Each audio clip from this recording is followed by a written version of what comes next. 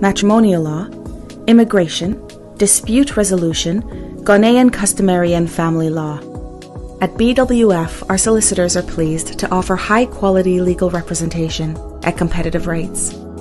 Our senior partner, Bernardo Wusu, has over 29 years' experience as a lawyer in the UK. BWF solicitors provide independent and practical legal assistance for all kinds of family matters, such as childcare, contested and uncontested divorce, and injunctions for domestic violence. Our childcare and family team appreciate the issues facing you in this difficult time, which is why we offer confidential advice delivered in a sensitive manner. Our senior partner is an accredited member of the Law Society Family Law Accreditation Panel, which guarantees expert representation in all family and matrimonial cases. Are you seeking advice on immigration-related matters? At BWF Solicitors, our immigration team are experts in dealing with everything from general immigration to complex immigration work permits, arranging student visas, as well as entry clearance visas, family visas, and appeals. Our senior partner is an accredited member of the Law Society Immigration Accreditation Panel, which guarantees expert representation. Our office is open from 9:30 a.m. to 6 p.m. Monday to Friday, and on Saturdays by appointment only from 10 a.m. to 4 p.m. We are located at 4th floor Anna House, 214 to 218 Tottenham High Road, London, N15 4NP, just a short walk from Seven Sisters Underground. Our senior partner, Bernardo Wusu, is also a qualified barrister and a member of the Ghana Bar Association. He has acted as an expert in court cases involving aspects of Ghanaian law. He has also advised local authorities, the official solicitor's office, and other solicitors on the intricacies of Ghanaian law, and is a regular contributor on the radio and TV on matters concerning Ghanaian law.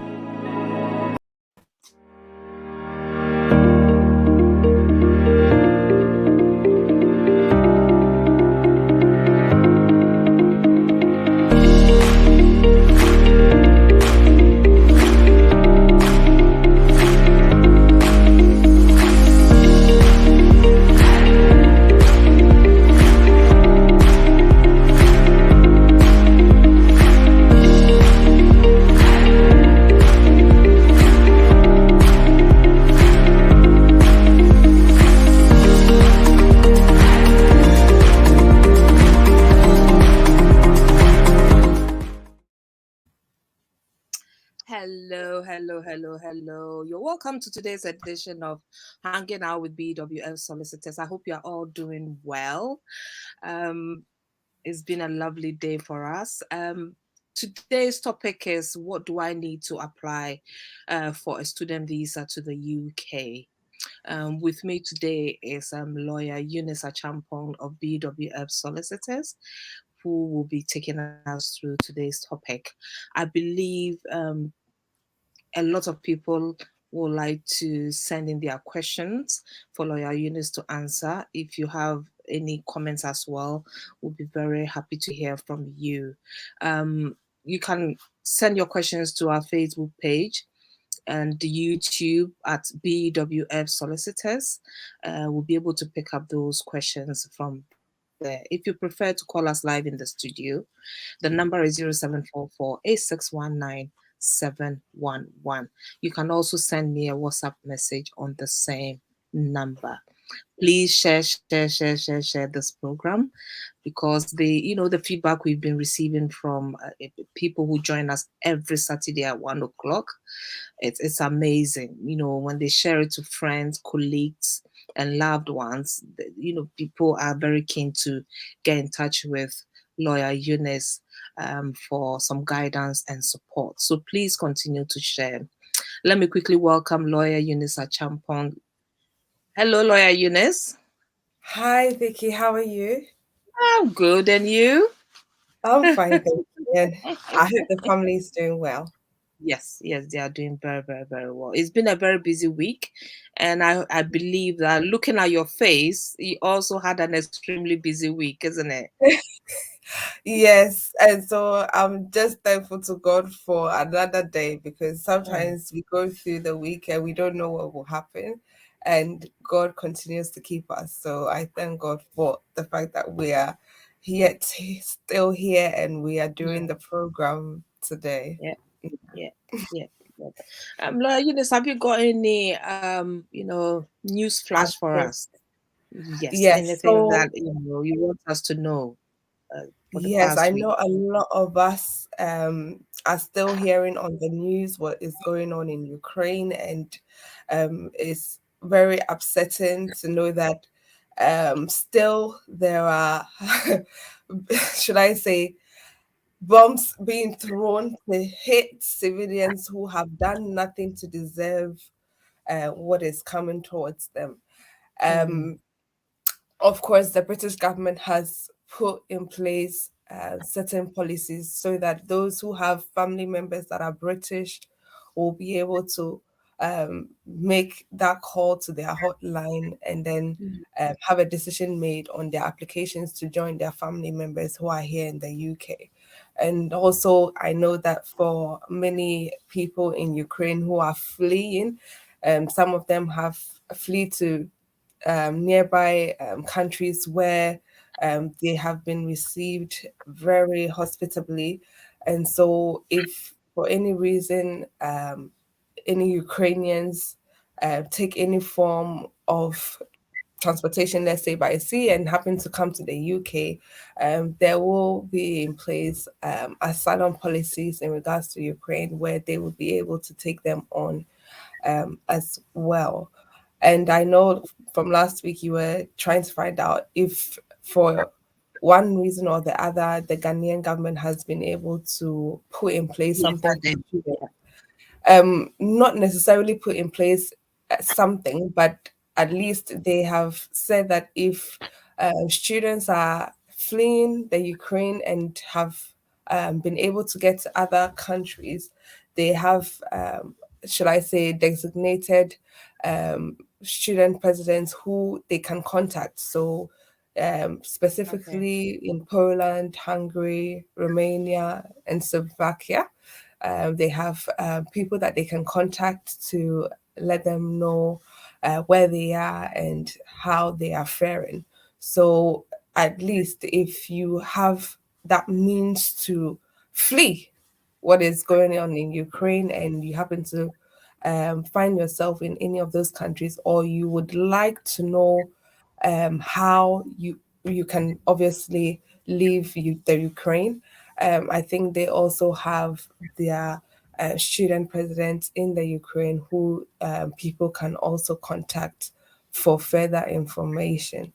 So that is in regards to the current crisis going on in the Ukraine, and I hope and pray that many civilians are protected and are not brutally murdered through this travesty.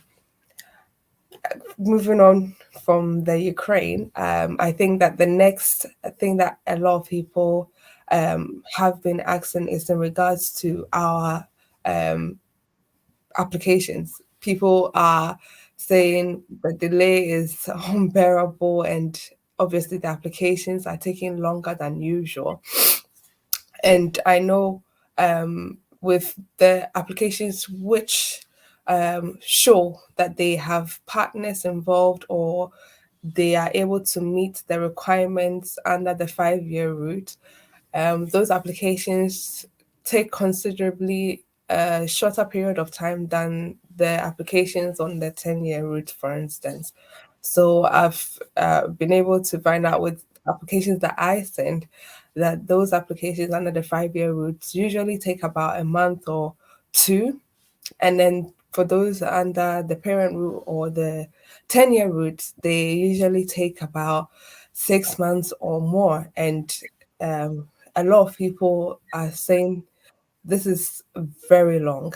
And I know it was the case before, but sometimes it can even take a year or more. And um, it's quite upsetting for people who are looking forward to working and moving on with their lives. And I think that one of the things that has helped is the fact that they are now looking to have the priority service. So a lot of people who may have the money to do so may then apply for the priority service instead of the standard service where they pay the application fee and the immigration health surcharge. So if you have the money, which is an additional £800 to pay for the super priority service, then you can do so. But if not, and you are paying for the standard service, after a period of 6 months, then it would be advisable to put in a complaint. They should be able to come back with a response in regards to the complaint. And usually, I've found that when you put in a complaint, the caseworkers do come back after some time to um, ask for further documents, or they then go on to grant as well. So the complaint system always works in most cases. So yes, if you have applications put in for more than 6 months and you still don't know what's going on, you can make a complaint to the complaints hub or through the homeoffice.gov.uk website. They have an online link which you can complete, and then it will be forwarded directly to them. And of course, not forgetting those of us who are, should I say, Zambrano carers, and those that have children that are British and you are the main primary carers of those children. Of course, if you have heard about the case of Akisenya, or those who already know about the case of Akisenya and the fact that it was a ruling in favor of Miss Akisenya, who had British children and was caring for them, and had to later on switch to the immigration rules 2.5 years because she needed public funds to be able to care for her children. And knowing really well that at the time it didn't lead to settlement, she thought, why not? But as a result of the UK leaving the EU, the UK decided to introduce the settlement route for those who have derivative rights, which means that those who were Zambrano carers or those who had derivative rights could now apply for indefinite leave to remain in the UK. And Ms. Akisenya decided to then switch from that 2.5 year route to the derivative rights route. And she was told that the immigration rules did not allow for this because it states clearly that if you have some form of leave to remain under these rules, then you will not be able, or it will not be applicable to you to apply under Appendix EU. And of course, that went on to the High Court and to the Court of Appeal. And the Court of Appeal has made their decision to let Ms. Akinsenya apply for the Zambrano derivative rights, but also has considered what the Home Office have said in regards to the fact that if a person is eligible to apply under our immigration rules, and there is no means by which, of course, they would be able to apply under our immigration rules, and therefore would have to apply under Zambrano or under the derivative rights route, then of course they should be able to go ahead and make that application for derivative rights under the Appendix EU. And so most of it will relate to people who do not have children with other primary carers who are available to look after those children, because the regulation 2016 was very clear about people who were exempt. So, if, for instance, the child had the other parent who has British nationality or settled status like indefinite leave to remain, and was capable of looking after that child, then it would not be applicable to them to also make the application under the Zambrano route.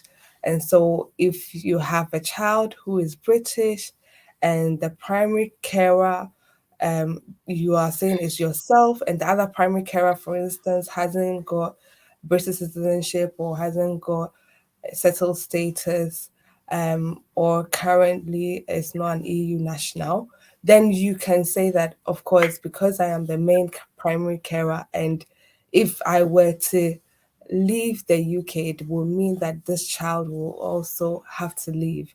And so, if Mm. you are saying that that is the case, then of course, you are eligible to apply under our immigration rules under Appendix EU.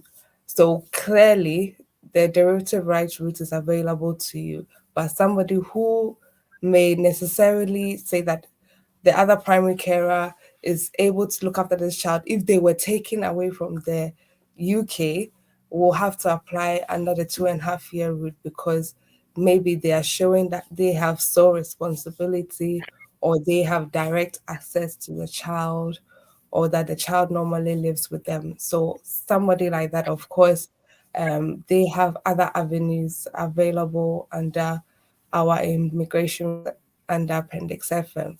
And so it's Oh, very important that somebody who is saying that they meet this criteria under Appendix EU should see how best the application can be made for them. And if you do need legal assistance, please do not make these applications on your own because I know many people who have and they have been refused. And if, for instance, you have valid leave under 2.5, and because you've made the wrong application, your leave is also, should I say, expired, then it means that you now have become an overstayer. So you need to have the right legal advice to make the right application so that you are not caught unawares if your leave then expires. So it's always best to seek legal advice so that you make the best application for yourself so that in time when you are eligible to apply for your indefinite leave to remain, you don't realize that, of course, because you've overstayed, so it means you have to apply for another 5 years or 7.5 years before your indefinite leave to remain can be granted to you. okay. Yeah, yeah. Wow, wow, wow. Ladies and gentlemen, if you just joined us, um, you are at the right place at the right time. It's hanging out with BWF solicitors, with lawyer Unisa Champong, a seasoned female solicitor, and also a partner at BWF solicitors. Today we've been discussing what a student needs to apply for a student's visa to the UK. Lawyer Eunice will be taking us through, the process and requirements, and also would like to take questions from you if you have any experiences or um, you've made an application and there are certain things which are not clear to you. You can do so on all our social media handles on Facebook, YouTube at BWF Solicitors.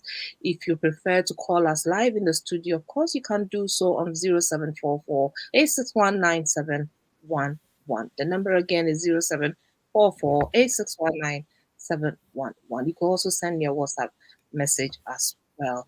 Lawyer Eunice, who can apply for a student visa to the UK? The reason why I'm asking is you might have a category of people who are between the ages of 18 to 25, and you might also have adults who have children and have decided at a certain point in their life would like to, progress and Yeah. go to university. So, who qualifies to be a student to apply for the visa to the UK?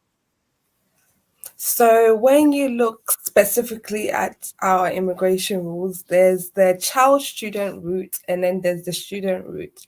And Wow. usually those that are between the ages of 4 to 17 would apply under the child student route because they are All going right. to some independent school. And so usually the child student will not need something that we call a confirmation of acceptance of study.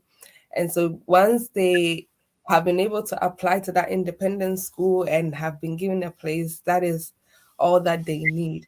Whereas somebody who is applying for a student visa, they say would have to be at least 16 years of age at the date of the application. So that means you can even have a student who is 70 years old. Wow. All right.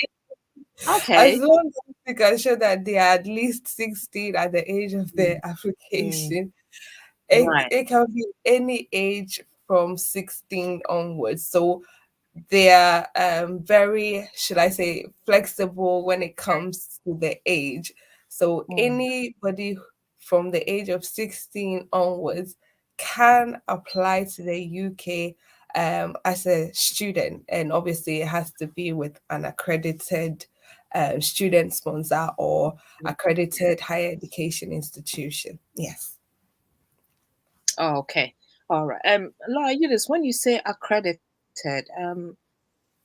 couple of years ago, I had few colleagues of mine who came to the country to further their education, Yes. enroll to have their degrees and masters. And Mm, at the end of their studies, it came up that the university is not accredited. mm, How can someone who is embarking on that journey, that application process, mm. be very sure that university is accredited in the UK? Okay, so most of the time, the .gov.uk website is the go-to place if you want to make sure that Mm, your institution is accredited by the Home Office. So usually they will have what we call a confirmation of acceptance of study, and only a sponsored institution will be able to grant you that.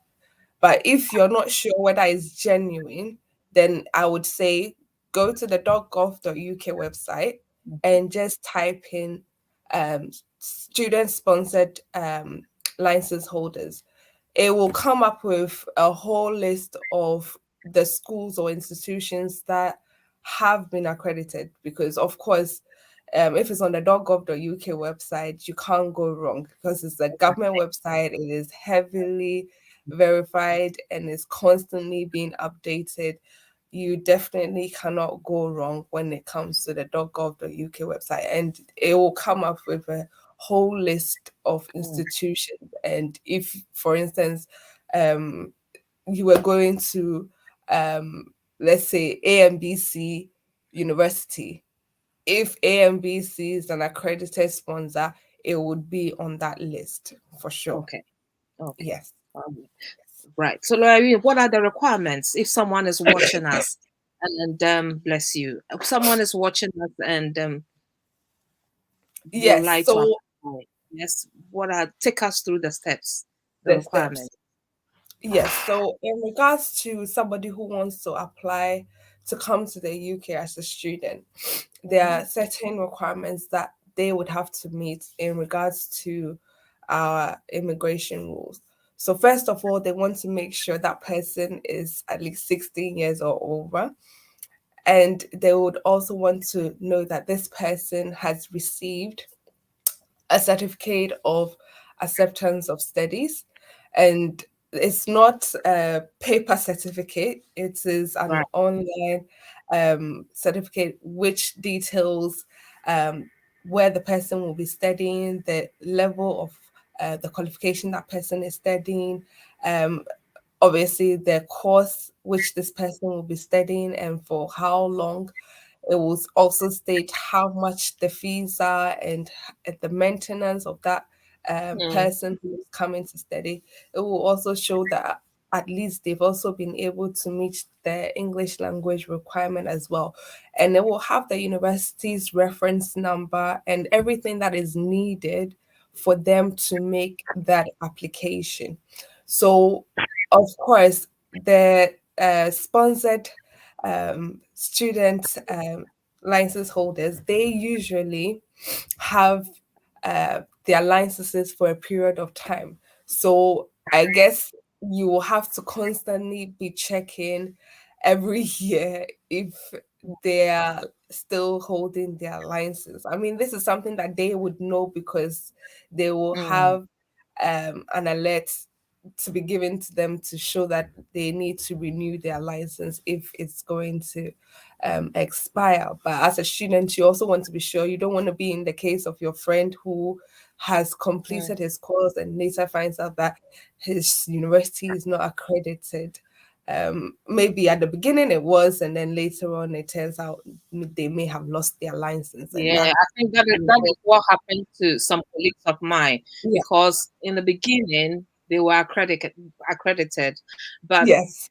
getting to the end of their studies, they realized Yeah. that it wasn't The, accredited. the institution has lost their license, and this can be for a number of reasons, either that they have not been reporting to the home office and the things that they should be reporting to the home office, and so their license has been taken away or cancelled, or it could be the fact that they themselves may have missed their deadline, but Yeah. most of the time it is mostly to do with their management and how they are able to manage the students, the international students, and the liaison they have with the home office. And so, if that goes wrong, or they have been seen to commit certain fraudulent activities, the home office can cancel their license at any point in time. So, it's also good to check this as a student as well, because you may not be the cause of it, but it will happen that your institution will have a cancelled license and they may not even inform you, and you will end up being disadvantaged in the end. So, for somebody who is definitely going to apply for this, you want to make sure that the CAS that you have is being offered to you by an accredited student sponsor. And of course, if you have the CAS, just with all our points based system, because now we all know that since Brexit, as of 1st January 2021, we have the new points based system. And so to be able to apply, you need to be able to have 70 points to apply for the student visa. So having that confirmation of acceptance of study, which is the CAS, gives you 50 points. Then, as a student, you should be able to show that you are able to meet the maintenance requirements. So, you should be able to show that you'll be able to pay the tuition fee for that year. You should be able to show that you'll be able to maintain yourself during that period. You'll be able to pay for the immigration health surcharge as well.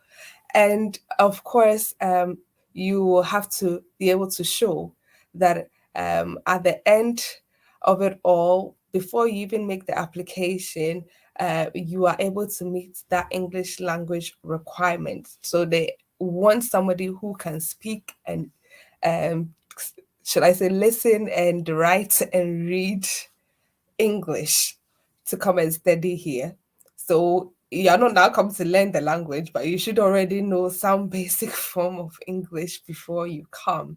And so the maintenance is 10 points, and then having that English language is another 10 points. Mm. And how they assess this is by way of your bank statements, for instance. So if you're being sponsored by your parent, for instance, your parents' account should show that they have more than the tuition fee. And I know for most international students, you're looking from 12,000 pounds a year to more. So some institutions will charge you about 12,000 pounds, some 15,000. I even hear for medical students it's more than 30,000 a year, which is Eunice, really. are you as a student expected to just pay a deposit or put in a plan for installment, or it's a Mm, requirement for one to pay their first mm. year's fees upfront? So usually the institution will tell you how they want it. Some institutions will say we want it upfront. Some will allow you to pay in installments. So depending on the institution, they will let you know. But the home office is saying that Yes, they it's from the home require. office.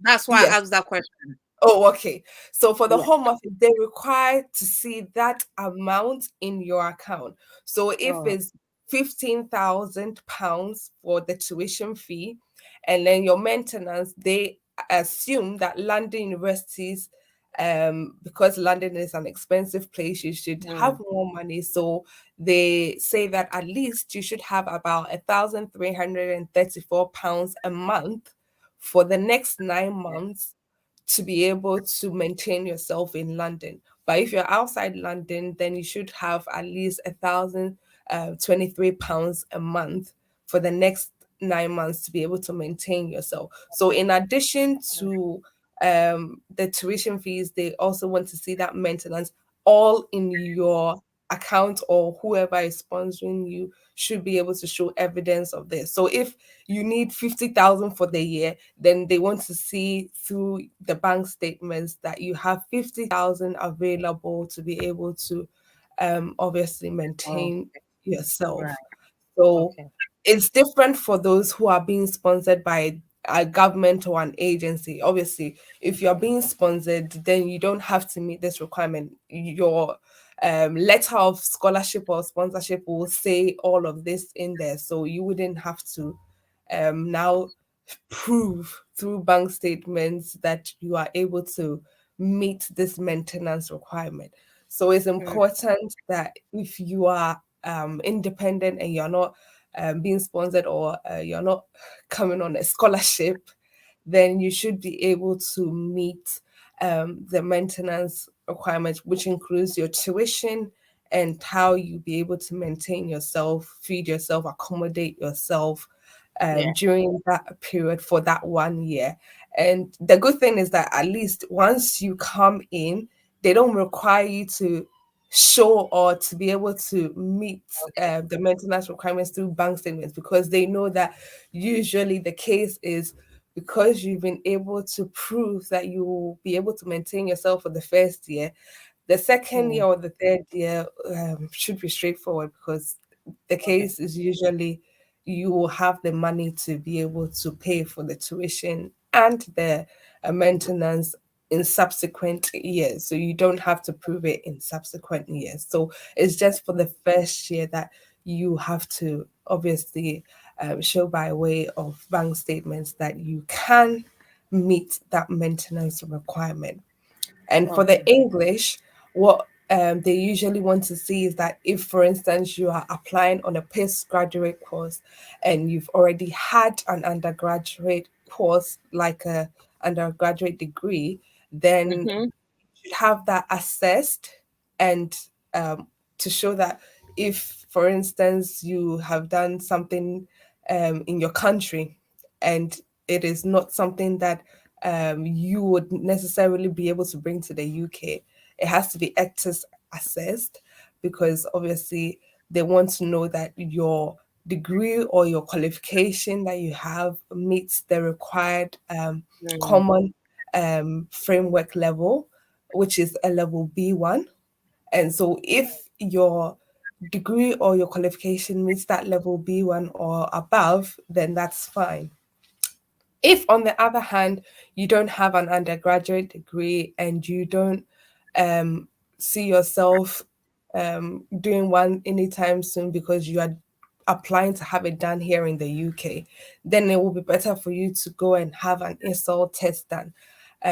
Outside okay. of the UK, it's called an IELTS. And so it is to test your English speaking and listening skills. And you should be able to do that at a level B1 or above. Maybe the institution that you're applying to will have their own assessment as well.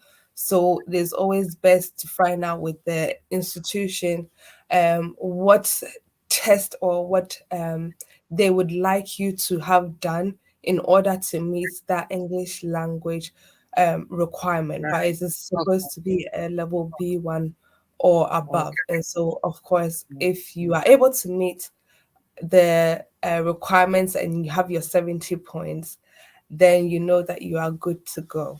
Yes. Okay. All right. Lioness, how much does it cost to apply? So, for those who are applying outside of the UK, which is the main reason why we're even treating this topic today, it is about £343 for them to make the application. So you put in that amount, and then it will ask you to pay for the immigration health surcharge. So, for instance, if your course is only for a year, you will be paying £624 for the immigration health surcharge.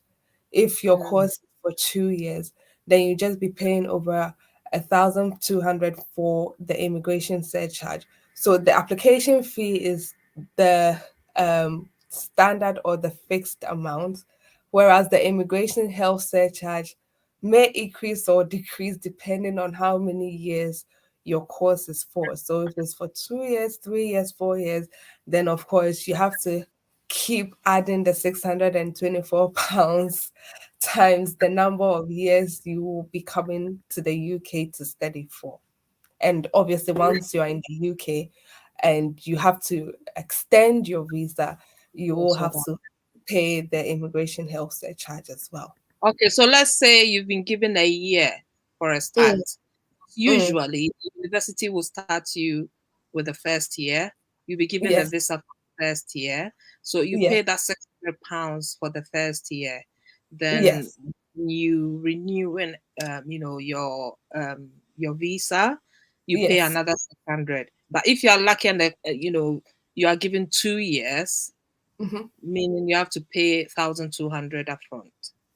So that means that you have to multiply the 624 Mm, by two. mm, by two. So, Okay. yes, depending on Okay. how many years your course is for, because if your course is for 3 years, usually the visa will be granted to you for that Mm, 3 year. mm, mm. And I mean, they will not give you any visa above 5 years. So if Okay. your course is for 3 years or 4 years, they will give you a visa valid for that period as Yeah, long that as it's period. stated on your Yeah. CAS that that's how long your course is going to be for. They will grant you the visa for that period. But you just have to keep in mind that the application fee is fixed. You pay that £348, but then you have to bear in mind that you have an immigration health surcharge to also pay. Yeah. Okay. Loyalist, can someone apply for a student visa to the UK with his or her family? When we Mm. started, you told me it's up to 70 years. You can, apply as a Yeah. student. Yes. So my question is, if you have a student who is a male, has a wife and children, can Yes. such a person, bring family along?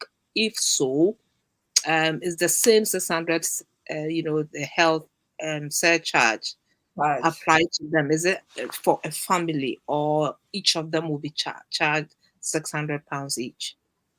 Okay, so those who are applying to come on a postgraduate course, they are the ones who are able to apply with their family members. So usually what happens is that because those who are applying on a postgraduate course don't necessarily have to live on campus and the rest, they Right. have to be able to show that they will be able to maintain not just themselves, but also if it's their wife, they'll be able to maintain their wife. If it's their child or children, that they will be able to also maintain their children as well. Mm, So they have different financial requirements that the child and the spouse will also have to meet. And mm, in regards to the application fee, that application fee will be separate for each one of them. So okay. you're not just applying for the family as a unit, you are applying for the spouse, you are applying for your child or Mm, children. So each child is a separate dependent. So right. they all come as Right. dependents um, on your visa. But then you should notice that if your course is valid for, let's say, 2 or 3 years, and you're applying for them to come and join you or for them to come with you, they will be given the same period as you. So Okay. if you are paying, let's say, £1,800 for immigration health surcharge, the spouse will pay the same amount, but for the child, there's a discount. So Okay. for children, it's about £470 a year. So they Mm, will have a discounted immigration health surcharge that they would come on. So the adult who is a spouse will come paying that same immigration health surcharge, and they have to pay the application fee yeah. and obviously meet the maintenance requirements on a separate route to be able to come with you on the student visa. Okay. Laura Eunice, how far can you go with your studies? The reason why I'm saying Mm, this is, uh, someone come into the country, pursue a degree, then after progress to do his master's, then doctorate. I mean, how far can you go? Is there a limit? Or when mm, you, because the intention is to pursue your degree program, yeah. when you are done, are you expected to go back? Or it's up to you if you are, you have the funds to progress to do your master's and doctorate. Mm.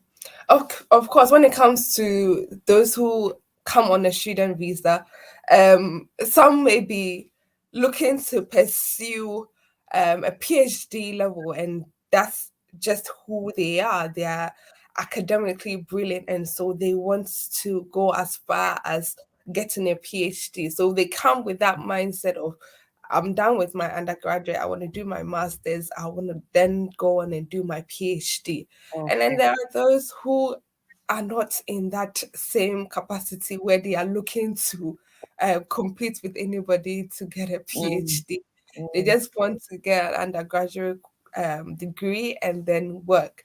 So for somebody who is not looking to progress into any higher education qualification, then they may want to work. And so we have the graduate scheme that opened up last year in the summer. So for those who are, should I say, have successfully graduated and are now, should I say, looking to work, you can apply to the graduate route where you'll be given an extended 2 years to be able to work, and if possible, switch from that graduate route to a skilled worker route per se. okay. But if Oh, they you can do are, that. yes, yes. Oh, right. Okay. Yes. So as of last year, if you have successfully graduated, you can apply to the graduate route. And for Wonderful. those who are looking to extend their level of education to PhD level, of course, if you have the means, like you said, to pay for the tuition, to pay for maintenance, then why not? You can stay and continue with your education. But of course, we all know that the student route does not lead to settlement. So you cannot necessarily apply for indefinite leave to remain, let's say, after 5 years of study, unless you are saying you have studied in this country for a period of 10 years or more. Then you can Mm, apply under our immigration rules to say that you have resided in the UK for a lawful and continuous period of 10 years, and therefore you will like to make an application for indefinite leave to remain. If that is the case, then of course that's fantastic. But if you are somebody who is just looking to have your undergraduate and then going on to work, then you can apply to the graduate route. But that is only an extended 2 years. So after that all time, right. you Okay. obviously need another route to switch to be able to continue living in the UK. Yes. Okay. Right. Oh dear, if you've just joined us, this is your Saturday Immigration Education Program, hanging out with BWF solicitors. With me is lawyer Eunice Achampong, a solicitor and also a partner at BWF Solicitors. If you don't know the other services BWF solicitors provide, they do, apart from immigration and nationality, they are also specialists in Ghana law and practice. They also specialists in family law, dispute resolution. So if you have any requirements in these specialist areas, look no further. BWF Solicitors, your number one law firm in London. Today we've been discussing what a student will need for them to get a visa to the UK. So Laura Eunice has been taking us through the requirements, what is required for you to apply for a student visa. And she also explained to us who can apply for a student visa. I'm now aware, because I thought that it's only for the young ones, but I've just been enlightened that up to 70 years you can apply for a student visa, which is a very good thing. Another parting who is watching us live on Facebook. He says, please, what if you are a student, 1 year master's, and you want your husband to join you? Are you going to pay a different visa fee? Yes, so of course, if you are studying a master's program and you want your husband to join you, your husband is a separate entity from you, if I can put it that way. So he will definitely pay a separate application fee and immigration health surcharge for the same period that they have given you. So if they have given you 2 years, um okay, in your case it's 1 year. So if, Yeah. for instance, you're already in the UK and it's left with 6 months, then they will give your husband the same Okay. period that you have on your visa. Mm, So instead of the mm, £624 immigration health surcharge, so you divide that in two, and that's about mm. £312, and that's what he will be paying for the immigration health surcharge. But he will pay the application fee and that immigration health surcharge when he's making the Okay. application. Yes. Okay. Okay. All right. I've got money. Money says I have a family in the UK and would like to complete a master's program in the UK. I was told I could apply for a scholarship program which will pay for the fees and other expenses to study in the UK. If I don't get the scholarship, how much will I need before I can make the application or units? Okay, so I know scholarship programs are good, and for some, they have to pay some amount of money towards it to be able to uh, apply and be granted scholarship. So there Mm, are those who will have to pay something towards getting the scholarship. But if for one reason or the other, you are not, should I say, lucky enough to get picked for the scholarship program, then, as I mm, was mentioning before, you should be able to get a CAS which says how long your study is going to be for, the course of study you are mhm. taking, the level of study or course that you are taking, where the course will be taken, um, whether you are able to pay for the tuition and the maintenance and also meets Mm, that English language requirement. So getting that CAS, which is the confirmation of acceptance of study, is your first thing to do. And you also want to be able to show that you will be able to pay for the tuition fee and maintain yourself, whether you are in London or outside London. So depending on where you are, it's 1,334 for London and 1,200, sorry, £1,023 for those who are outside of London. So okay. you should be able to maintain yourself for that 9 month period, because usually they say it's a year that you have, but if you consider the term time and the holiday time, the term time makes up for about 9 months. So even though the course is for 3 years, in a given year, you are looking at roughly 9 months in school. And so you Mm, give and take, you should be able to maintain yourself during term time.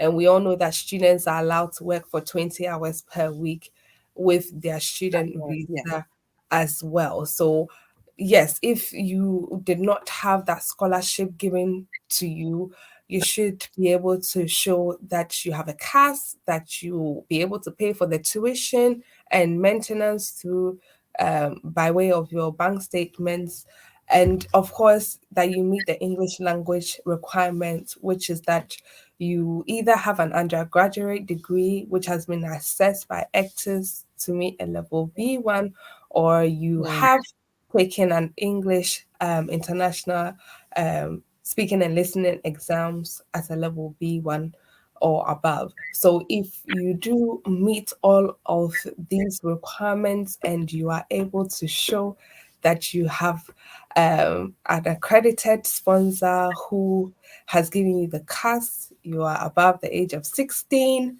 then of course you can make the application. There are those who will be applying from, let's say, a country like Ghana, where we are seen to be at risk of having tuberculosis. If you are from any country which is assessed to be at risk of having tuberculosis, you will have to provide a medical certificate which says that you are not at risk of tuberculosis, or you do not have the tuberculosis in your body. So usually that certificate is valid for 6 months, and so you should be able to provide that certificate for that period of 6 months. Yes. He was also asking for the documents needed for submitting this application. Is this the same as? I mean, is it the same with the other applications? Any student Yes. So visa applications, if I should say? So if, for instance, he had the scholarship, then he would not have to provide his bank statements. He will not have to Okay, provide okay, evidence that okay. this third party will be providing um, um, all the tuition fees or the maintenance. He will only have to Right. provide that scholarship letter to say that they have given him a scholarship for so and so Mm, period. And obviously, if it's by a government or an agency, that will be verified by the Home Office to see okay. how best that person will meet that requirement. But if he is not given a scholarship, then of course, with any application, you have to provide your passport, which shows your nationality and your identity. You have to be able to provide them with your biometrics. So we know that with every application, we have to have our fingerprints taken and our photographs taken. So that is a must. So your passport and your biometrics is a must. And Okay. not to scare anybody, but usually with these applications, they will always check to see if you meet suitability requirements. Have you ever made any application to the UK? Have you ever been refused? Have you got any criminal convictions? Have you been ever asked to attend an interview which you did not? Things like that. They will do their background checks and try and get things like that in the open. So it is best to Mm, give as much information as possible when you are completing the application. But when it comes to the requirements for a student visa, you definitely have to provide a CAS, and it has to be within 6 months of the course starting. So it cannot be more than 6 months before the start of okay. the course. So you have to make the application within 6 months of the course starting. So definitely your CAS certificate, which is an electronic certificate, you have to provide that. You also provide your bank statements, and if you are the one funding yourself and what you are working, you will provide bank statements with your pay slips and the rest. But if you are being funded by a third party, that person will have to provide their verified bank statements with obviously their work employment letter and pay slips and the rest. And then, of course, if you are saying that you have an undergraduate degree which has been assessed by ECTIS, you will provide the transcript, the certificate, the ECTIS confirmation. But if you do not have an undergraduate degree, then of course you have to provide your IELTS certificate as well. Um, as I was saying before, if you are from a country which is at risk of tuberculosis, you will need your medical certificate by an approved Home Office medical center to be able to say that you have been screened for pulmonary tuberculosis and you do not have any. And of course, when it comes to assessing whether you will be able to maintain yourself. Like I already said, your bank statements and the bank statements of the third party who will be funding you becomes relevant in this case. And so all of this is quite important when you are making the application. And usually they would like to see that you have all of these documents intact before you make the application for the student visa. Okay. All right. Anna is saying, is it possible to complete a short course then switch to the graduate route? When it comes to short courses, I know that during the pandemic, when we were seeing it at its very height, the Home Office gave a lot of concessions. So even people who Mm-hmm. were visitors could apply for family visas, they could apply for skilled worker visas, they could apply to any route because it was like a lottery ticket that you've won without even paying to go to the Yeah. lottery. Mm, So it was available to most people at the height of the pandemic because, of course, it was no fault of theirs that they were now stuck in the UK and they had to be able to find a way of regularizing their stay. So that was yeah. during the concessional period, and we all now know that Boris Johnson has put an end to all of that. So, if you look strictly at our immigration rules, anybody who is on a short term student visa or is a visitor or even the parent of a child student cannot switch from that route to a student visa route. Mm-hmm. So it's very important to know that if you are looking to switch, unfortunately, they are very precise about the people who cannot switch from their category to the student visa category. So Okay. please do seek for legal advice before making an attempt because you feel that you're here on a valid visa, therefore you should be able to switch. It's not always the case. And so please do seek legal advice before you do make any application of any sort and you're refused. It's important that you check these things. Yeah. Okay. Okay. Right. All too soon. Our time is up. Laura Eunice, a brief. I think you really also need a break. So if you can please give us what we've discussed so far in brief for the benefit of those who joined us just in the middle Yes. of this show. We very much appreciate it. And also if you could leave your details if anybody wants to get in touch with you for advice and guidance. Thank you.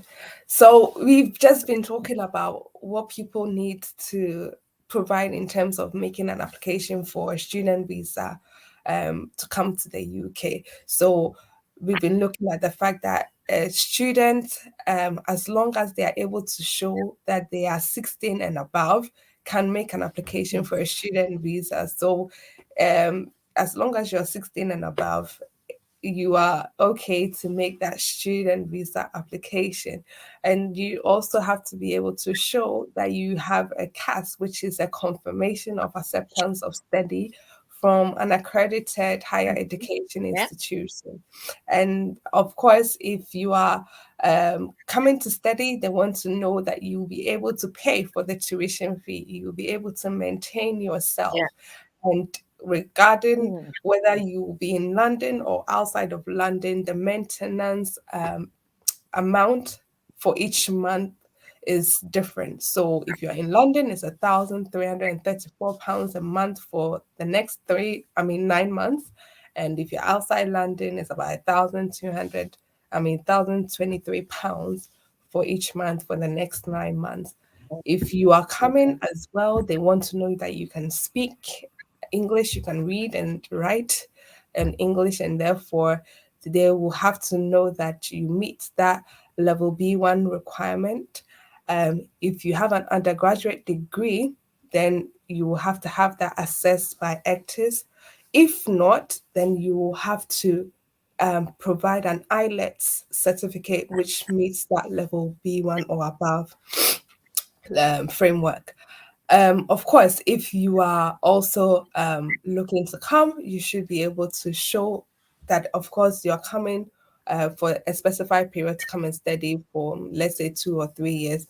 That will all be listed on your CAS.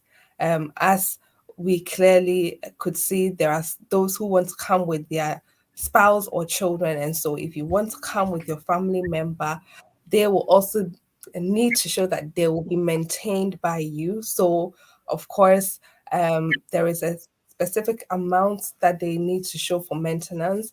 And then when it comes to the application fee, it's the standard application fee, but they will have to also pay the immigration health surcharge as well for the period of time that you have on your visa route.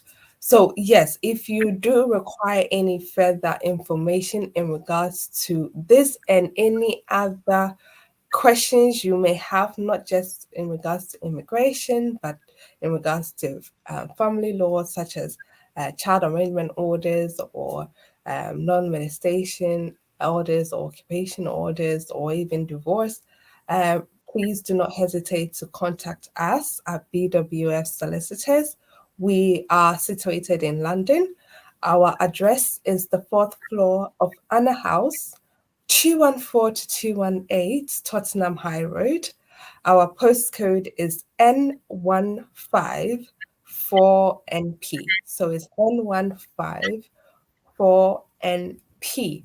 And our office telephone number is 0208 493 7340. We are usually open from Monday to Friday from 9:30 a.m. to 6 p.m. And my contact number is 075 35 81 3910. And so, yes, Vicky, we are grateful that you were able to host us today. And so hopefully next week we'll have another program for all of us. Yes. And happy birthday to Ghana. Ghana's birthday tomorrow. Yes. It's true. Yes. Our Independence Day. Yeah. So we wish the country all the best. It's a very peaceful country. We pray that it continues to be peaceful for all its citizens. Yes, ladies and gentlemen, thank you so much for staying with us through this program. I hope you've benefited a lot from what was discussed today. Lawyer Eunice left her details, so if you would like to contact her for advice and guidance, you can do so. If you probably missed any part of this program, we have a recorded version on our social media handles at BWF Solicitors, Facebook, and YouTube. You'll be able to watch a replay of today's program. So thank you, and take good care of yourselves. We'll see you same times next week. Stay blessed. Bye-bye.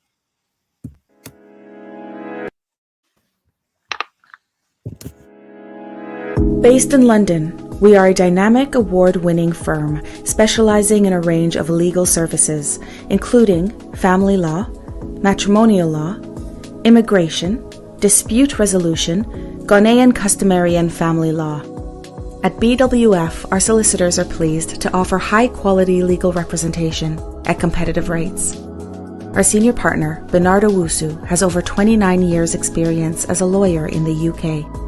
BWF solicitors provide independent and practical legal assistance for all kinds of family matters, such as childcare, contested and uncontested divorce, and injunctions for domestic violence. Our childcare and family team appreciate the issues facing you in this difficult time, which is why we offer confidential advice delivered in a sensitive manner. Our senior partner is an accredited member of the Law Society Family Law Accreditation Panel, which guarantees expert representation in all family and matrimonial cases. Are you seeking advice on immigration-related matters? At BWF Solicitors, our immigration team are experts in dealing with everything from general immigration to complex immigration work permits, arranging student visas, as well as entry clearance visas, family visas, and appeals. Our senior partner is an accredited member of the Law Society Immigration Accreditation Panel, which guarantees expert representation. Our office is open from 9:30 a.m. to 6 p.m. Monday to Friday, and on Saturdays by appointment only from 10 a.m. to 4 p.m. We are located at 4th floor Anna House, 214 to 218 Tottenham High Road, London, N15 4NP, just a short walk from Seven Sisters Underground. Our senior partner, Bernardo Wusu, is also a qualified barrister and a member of the Ghana Bar Association. He has acted as an expert in court cases involving aspects of Ghanaian law. He has also advised local authorities, the official solicitor's office, and other solicitors on the intricacies of Ghanaian law, and is a regular contributor on the radio and TV on matters concerning Ghanaian law.